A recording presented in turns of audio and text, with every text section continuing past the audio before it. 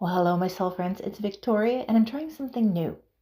I often get requests to do more guided meditation or even just read poetry because people tell me that my voice can be very calming. Well, here's what I'm going to do for the holiday season and maybe more to come. I'm going to read one of my old blogs that some of my clients ask for every year to be reminded how to navigate this time. I thought I would save you the time of reading it and read it to you. So take a moment with me, go make a cup of tea, get a cozy blanket. Take 5 minutes to just take in these words, and may they support you. This blog is called From Blissed to Pissed. Do you get a sense of what it's about? Here we go. How is it that we can get so triggered by our families of origin, no matter how much inner work we've done? Even the most benign of family dynamics can pull us out of our center in a split second.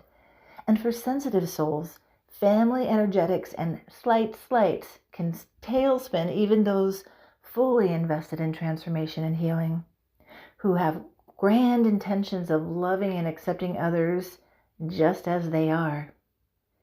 We can shift from blissed to pissed, and just like that, our good intentions and all of our inner work seem to fall away.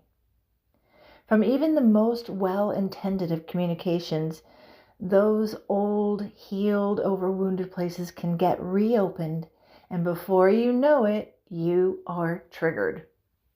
A tone of voice, one word, a grimacing look, a shift of energy, or even silence can present to the receiver like a sharp edge that cuts open a memory from the past that the mind correlates and recognizes as a threat. An inner danger alert goes off, and all at once it seems as if all the self-actualized territory gained from healing, self-reflection, and committed efforts to build one's life on an inner solid ground of confidence, trust, safety, acceptance, and peace of mind is lost. I often quote Ram Dass's amusing and yet very accurate observation about family visits. If you think you've reached enlightenment, go spend some time with your family. It's true for me every time. I truly love my family, but we walk very different paths in life. When I try to merge back into where they are while trying to hold my footing of where I am, I slip back almost every time. Sometimes in subtle ways, and I'm able to quickly course correct. Other times I feel like a mountain climber about to ascend to the highest possibility of connection when an avalanche of the past collides with the present, and my good intentions and self-esteem crumble like the side of a seemingly solid mountain, and I fall into a deep crevasse, and the task of starting up the mountain once again feels overwhelming. When we get triggered by our family members or by anyone we are bonded with who is part of our foundation of security, our fight, flight, freeze, and fawn safety mechanism gets activated, and all reasonable choices to respond and not react appear to be unavailable. We are in danger before we even interact with our family if we show up with expectations, especially those based on wishing for something different.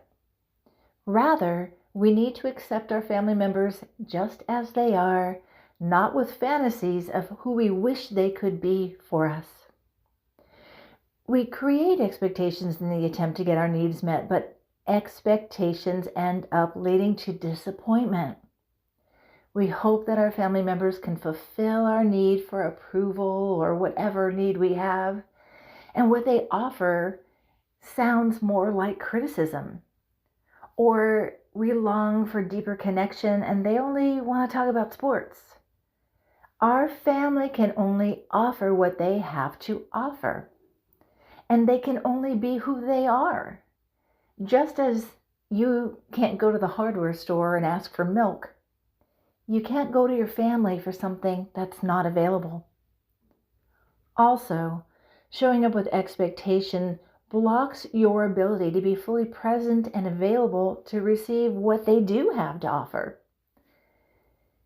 It's important to identify your needs prior to getting together with family members and to create a plan of care to meet your own needs in ways that are guaranteed, not wrapped up in expectations like a long desired gift that may never ever get delivered. The best place to begin is with yourself. Can you give yourself what you are hoping to receive from your family or from others? If you long for acknowledgement or approval or love or acceptance, here's what you do. You offer it to yourself first. Again, we can't expect others to give to us what we are not willing to give to ourselves. Create a foundation of security within yourself, built from meeting your needs first. Now, if you find yourself triggered, and many of us do, even if we believe we are standing on solid ground, connect with yourself in a loving and comforting way right away. One way to do this is to place your hand over your heart and take a few deep, calming breaths. Increase the relief by breathing in a sense of safety, of peace, of love, of acceptance, or whatever it is that you need, while reassuring yourself that you are safe in the present moment and that all is well. When you refill with what you need, then you make a choice from there, not from the wounded place that gets opened when we're triggered, but rather from a secure place built with your own love and acceptance and connected to valuing your own needs. If you still feel on shaky ground, perhaps you need to step out of the environment to reset and shift perspective. When we are with our families, it can often be challenging to stay in the present. So another simple but powerful tool is to focus on something you appreciate about the present moment you are in. Something you are grateful for about yourself, the environment, the occasion, and most importantly, your family members. Let gratitude be the lens you look through in viewing life and your family. Keep your mind engaged in the present moment by searching for all you can be thankful for. Gratitude and acceptance are linked. We can find much to be grateful for when we first practice accepting what is. Gratitude and acceptance make wonderful companions to support you at all your family gatherings. So make sure to bring them along with you. From my heart and soul to your heart and soul, may these words support you through the holiday season and beyond. Much love and gratitude.